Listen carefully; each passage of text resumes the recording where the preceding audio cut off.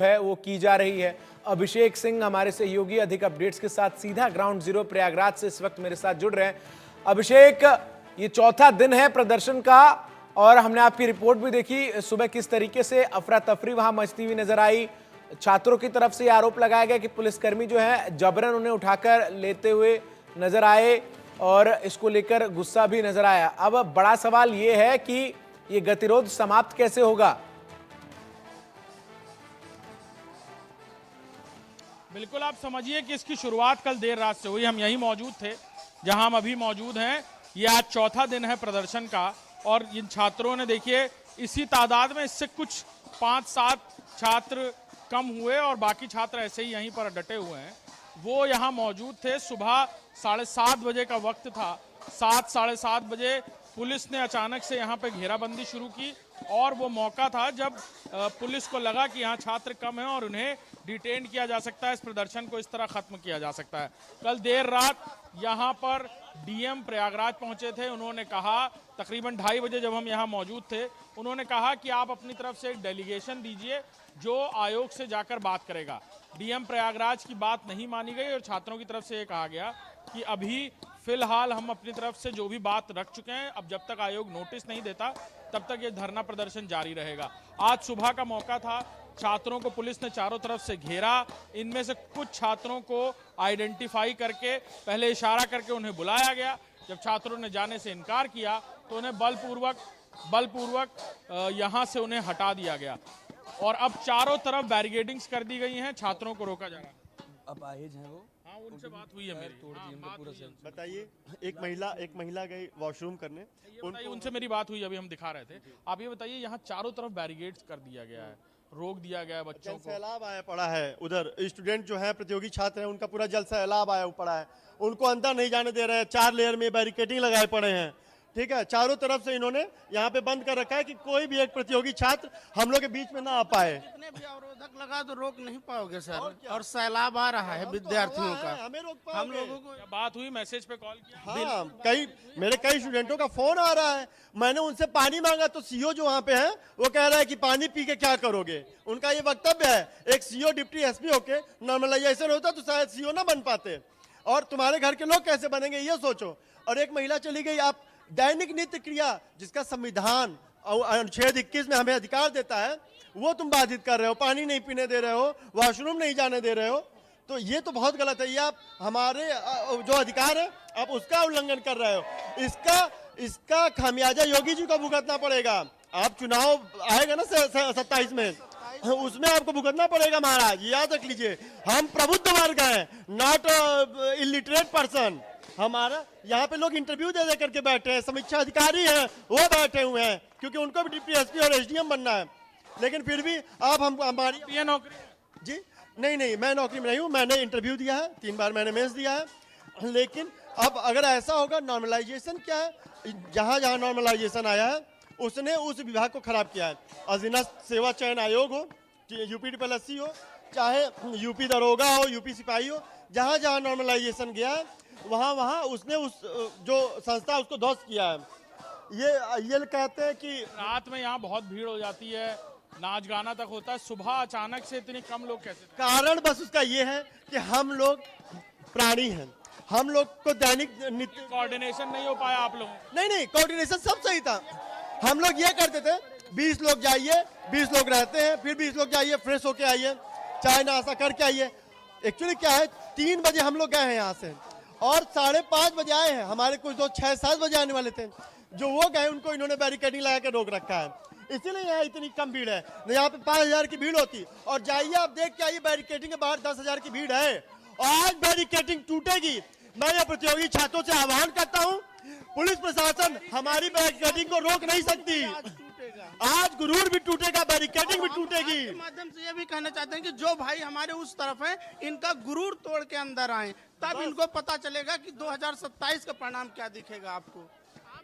एक तरफ भैया एक तरफ पूरा पक्ष और विपक्ष संविधान की बात करता है। संविधान का अनुच्छेद 19 हमको पीसफुली प्रोटेस्ट करने अधिकार देता है, और यहाँ हम प्रोटेस्ट कर रहे हैं सर, तो ये लोग इतना बर्बरता से हमें उठा रहे हैं। यहाँ पे 4 बच्चों को घसीट कर ले गए हैं। एक महिला थी दिव्यांग, उसके पैर पे चढ़ के ले गए हैं। SDG 5 स्वच्छ पानी की बात करते हैं, हमें पानी नहीं मिल रहा है सर। पानी मांगा जा रहा है तो कह रहे पानी क्या करोगे पीकर। वॉशरूम करने के लिए लड़कियां जा रही हैं, रोक दिया जा रहा है। एक बच्ची कह रहे उठा के फेंक दो इसको। पूरा दिन हम लोग बैठते, वॉशरूम की व्यवस्था नहीं है सर। आपको हाँ सर, हम गए भी, हमको आने नहीं दिया जा रहा था सर। कह रहे थे इनको भगाइए यहाँ से, हमने सर हमारा अधिकार है, हम बैठेंगे वहाँ पे। तो हमने मेरे भाइयों को बुलाया, तब सर हमको अंदर आने दिया। हम लोगों को वहाँ से भगा रहे थे। कांस्टेबल से बोला इसको भगा के आइए वो दूर तक, इसको नहीं आने दीजिए। मैं अपने मेरा अधिकार में बैठूंगी सर यहाँ पे। ये देखिए सब छात्र यहाँ मौजूद हैं और ये लगातार इतना फौज इजराइल और ईरान के युद्ध में नहीं लगा होगा जितना लगाया गया है इन छात्रों के लिए जो पीसफुली अपना अधिकार मांग रहे हैं। और अधिकार मतलब क्या, बस एग्जाम करवा दीजिए 1 शिफ्ट में, हमें और कुछ नहीं चाहिए। हम नहीं कह रहे हमें डीएम बनाओ। कल रात में जब डीएम आए यहाँ पर, उन्होंने कहा कि डेलीगेशन भेजो आप अपना, जो बात करें तो डर रहे हैं कि डेलीगेशन भेजेंगे तो क्या होगा। सर यहाँ से लोग जाते हैं 5-6 अंदर धमकाते हैं, डराते हैं, मोबाइल छीन लेते हैं, घर पे धमकी देते हैं, कॉल करते हैं कि इनको बुला धमकी, बस कि बच्चों को घर बुला लिया जाए अपने घर पे फोन। हाँ, घर पे फोन कर। कौन कर रहा है? अंदर के लोग जो अंदर अधिकारी बैठे हुए हैं, अनुसचिव हैं, सचिव हैं, ये सब। मतलब सर अपना अधिकार नहीं मांग सकते हम लोग तो कह रहे लोकतंत्र। कह दीजिए ना ये राजतंत्र है, कह दीजिए राजतंत्र है, ये लोकतंत्र नहीं है। अगर ये होता लोकतंत्र तो हमारी बातें सुनी जाती, मानी जाती। सर हम यहाँ बस नहीं चला रहे हैं, हम यहाँ किसी को मार नहीं रहे, हम बैठे अशांति से और अपने अधिकार मांग रहे हैं। लेकिन ये लोग इतना, सर क्या ही बोलूं सर मैं। सुबह बच्चे सर रो रहे थे यहाँ बैठ के। देखिए सर ना, कम से कम 500 पुलिस लगा हुआ है, 500 पुलिस। कितने बच्चों पर? 50 बच्चों पर। सर क्या बोलूं सर, कुछ शब्द नहीं हमारे पास। हम अपना केवल अधिकार मांग रहे हैं। सुबह 6 बजे बच्चों ने राष्ट्रगान किया, हमने जहाँ रहे यहाँ पे साफ सफाई कर रहे हैं। उसके बाद रात में सिविल ड्रेस में पुलिस वाले यहाँ पे आके खड़े हुए थे छात्रों के बीच में ही, और शाम में वार्ता हुई, आईजी आए थे, डीएम सर आए थे। सब लोगों ने बस एक ही बात कही कि रात में डीएम थे, हाँ रात में हाँ आप डेलीगेशन भेजो। हम डेलीगेशन क्यों भेजे सर? हम आप आके सीधा नोटिस जारी करें। 3 दिन से हम लोग बिना खाए पिए यहाँ पे बैठे हुए हैं। किस लिए बैठे? हम लोग की भी अपना घर बार छोड़ के आए हुए यहाँ पे पढ़ रहे हैं। हम लोग को भी कैसे एक महीना हम लोग का गुजर रहा है। आपने फरवरी में एग्जाम कराया, उसके बाद आपने कैंसिल करके अक्टूबर में कर दिया। इतने दिन का खर्चा कौन दे रहा है भाई? हम लोग कहीं से मैनेज करके हम लोग पढ़ रहे हैं। उसके बाद आप लोग, आपकी मनमानी ये है कि जो छात्र वहाँ पे खड़े हुए हैं उनको आने नहीं दे रहे। छात्र अपना भोजन करने, कोई नाश्ता करने गया था, उन लोगों ने चारों तरफ, हम लोग चौराहे पे आ रहे थे, मार मार के वो लोग भगा रहे हैं। ये कौन सी बात है?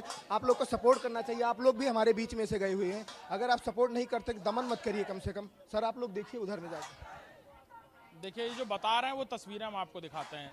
चारों तरफ बैरिकेडिंग के इस पार से उस पार तक, यहाँ पर जहाँ मौजूद है गेट नंबर 2 उत्तर। अभिषेक, हम देख पा रहे हैं आखिर किस तरीके से छात्रों की तरफ से प्रदर्शन जो है वो लगातार किया जा रहा है। एक और जानकारी दीजिए।